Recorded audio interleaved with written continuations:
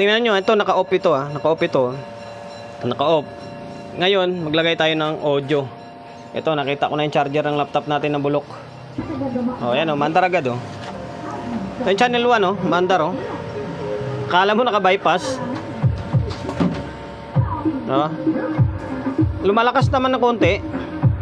Pero off, wala talaga Itong isa, ayaw talaga siya wala. Ayun, for today's video, bali meron ulit tayong gagawin dito na dayo. Suki tayo ngayon ng mga taga Valenzuela. Sunod-sunod yung gawa natin nakaraan is mga taga Valenzuela. General T. De Leon, Kanumay, Paso de Blas.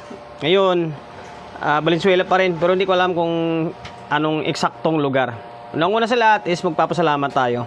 Maraming salamat sa pagkakatiwala mo ng unit mo rito sa akin, sir. Kahit medyo malayo-layo yung Valenzuela, dinala pa rito sa atin para ipagawa lang. KPM-8000 na Kistler Professional Power Amplifier. Ito nakabukas na kasi gagawin ko na sana. Kaso, naalala ko, kailangan pala gawa ng vlog to. Kasi yung mga ginagawa ko ng vlog is yung mga galing labas lang ng mga unit. Pero mga dito walk-in lang, hindi ko na ginagawa ng vlog. At the same time, yung mga integrated, wala mo ng vlog para mabilis tayo. Yun ito, kaya nila dito sa atin to, yung kabilang channel, walang audio yung channel 2. Yung channel 1, may audio, pero wala ng control. Pag on mo, kapag may audio na nakasalpak, is automatic andar na siya. Sa kabila naman, kahit na anong pihit mo, wala talaga siyang audio.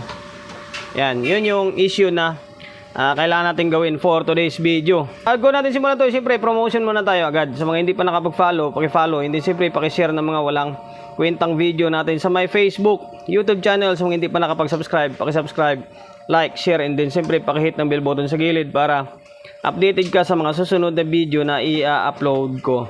Simulan na natin. Ang unang step na gagawin natin dito ay natin ng speaker. Maglalagay muna ako ng speaker, tapos iparinig ko sa inyo or ipakita ko sa inyo na ganun nga yung issue. So ngayon, stay tuned lang muna kayo. Maglagay na ako ng speaker. Bali, apat pala speaker. Apat na speaker to nakakabit. Ayan Yung dalawa akong gumagawa ngayon dito. Apat na speaker yan, nakaparallel kada channel. Ngayon, switch on. Normal naman ito nagre-relay naman siya talaga. Yung audio lang yung may problema. Tingnan nyo, ito naka-off ito naka-off ito. Naka-off. Ngayon, maglagay tayo ng audio. Ito, nakita ko na yung charger ng laptop natin na bulok. Yan mandar agad Ito yung channel 1 mandar Kala mo naka-bypass. Lumalakas naman ng konti. Pero off, wala talaga Itong isa, ayaw talaga siya wala. Ngayon, lipat natin. Lipat ko para masabi nyo na yan mandar talaga yung channel 1 Ibig sabihin, buo yung natin. Yung signal natin or audio source natin. Ayaw talaga yung isa Kahit i-mono natin siya. Ito. Pakita natin para ayan, nakaparallel na nga siya Yan, nakaparallel na yan Dapat yan, dalawang channel na andar dyan. Ngayon, switch ko siya ng sensya na kayo, medyo magalaw switch natin ng stereo. Yan, naka-stereo siya. Yan, naka-stereo. Ulit.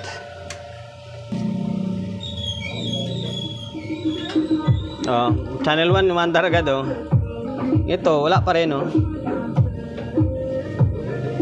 Yan. So ngayon, kita nyo na, narinig nyo na ganun yung issue. Diretso na tayo. Palitan muna natin itong control. Sa control muna tayo bago tayo mag-proceed kung ganun pa rin na pinalitan na natin control tapos ganun pa rin siya. May iba pang problema. Mari dito sa may input buffer nya. So ngayon, stay tuned lang kayo. Babaklasin ko lang muna itong front panel, tapos magpapalit lang ako ng control. Natanggal ko na yung board. Ito yung disadvantage sa ganitong klaseng unit. Yung mga old type na mga power amplifier, yung front panel nito is hindi siyang Katulad ng iba na di-screw dito. Sa kanya nito is diretso. Kaya once na kailangan mo tanggalin itong front, pinaka front panel na board, mahihirapan ka. Kailangan mo pang iangat ito. Kailangan mo pang tanggalin itong transformer or isog yung transformer papunta rito. Tapos kailangan mo pang tanggalin pati itong heatsink or yung board ng isang channel para matanggal mo lang yung tornilyo dun sa loob. Ang hirap. Tapos ito, nakatahi din yung wire. Ginawa ko, pinutol ko na lang. Dugtong na lang mamaya yan. Pahirapan. Yan o, kasi nakatago siya. Nakatago yung tornilyo 1. Nakaharang itong transformer. Tapos dito, nakaharang din yung itong heatsink na to. Ano yan? Wala tayong screw kasi na yung dibali-bali. Isang diretso tayo. Kaya kailangan mo talagang angat ito, angat yung transformer. Tapos itong isang channel. O yun, nabaklas na natin to. Next na gagawin natin dito ay ito, palitan muna natin tong dalawang control na ito. 10K lang naman value nito. 10K na mono. Nasa matagal siguro na stock kaya nasira. Sana yan lang. So yun, bali babaklasin ko lang muna itong control and then papalitan ko na. So ngayon guys, bali eto na, nabaklas ko na yung mga control. Eto, yung pamalit natin, same lang din naman, buti naka half moon siya. Medyo na mahaba lang ng konti itong shafting, pero kaya naman siguro ibaon na. O yan, tapos chinik ko na ito. Sira nga talaga, sira na yung control niya. Same value yan 10K. Tapos yung pinalit natin, ayan bagong bago yan. Yan, bagong bago. Tapos, ipapakita ko ba sa inyo kung sira talaga siya o hindi? O sige nga, ang problema ay wala tayong tagapihit. Ayan nyo, magagawa tayo ng stand ng cellphone natin para pwede tayo magpa-demo. Basta sira na ito, na-check ko na ito Diyan mo na yan. Sira, lumang-luma na. Ngayon, bago na yung pinilit natin. So ngayon, stay tuned lang kayo. Bali, babalik ko lang muna itong board kasi medyo mahirap Gagawan pa natin ng paraan ulit ito. Paano natin siya ibalik. Mas magdudugtong pa tayo ng mga wire na pinutol natin. Bago yan inulit ko bago. Yan, bago. Value niyan, 10K. Naka-indicate naman sa my board So ngayon, stay tuned. So ngayon guys, bali ito, na-fix na natin or naibalik na natin yung board sa may front panel. Yan, bali yung kulang na lang is itong tornilyo ng transformer. Kasi tinanggal natin to, hindi natin matanggal yung board kapag hindi natin matanggal tong transformer. At the same time, itong isang board din kailangan i-atras mo rin siya para mahatak mo yung board or yung tornilyuhan.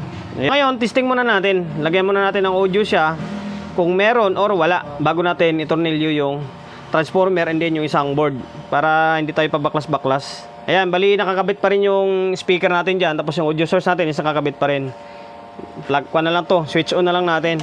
Ayan, pansin ko lang medyo awkward siya tingnan konti. Sabihin na naman ng iba mas marunong pa tayo sa factory or sa nag-design kasi ang ginamit na heatsink is parang pang 2 kwanto, pang 2RU.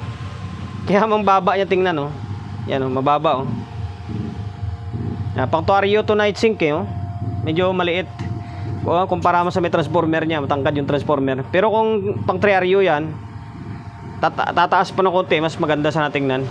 Hindi naman yan ang problema natin Ayan, naka normal mode na siya. Play natin tong okay. Yung channel 1, ayan mandar na yung laptop natin, nakarekta. Kanina, pag on ng audio natin, automatic may audio na lumalabas sa amplifier natin. Ngayon, wala na naka-off na siya. Ayan okay na. Na-off natin. Na-off na siya.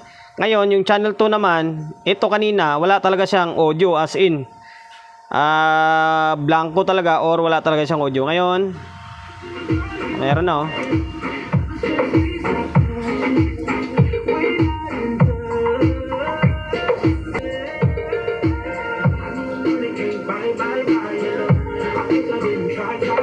Sira talaga yung, sana ba yung control natin kanina? Nawala, ito. Sira yung dalawang control. Yan lang. Okay na, goods na.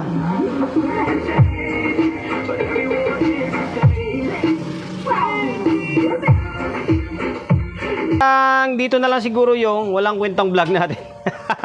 Pati kahit pa paano ganun lang kadali ang gawa natin ngayon. May time naman na talagang hirap na hirap tayo bago natin mabuo yung isang unit. Ito medyo hindi tayo pinahirapan.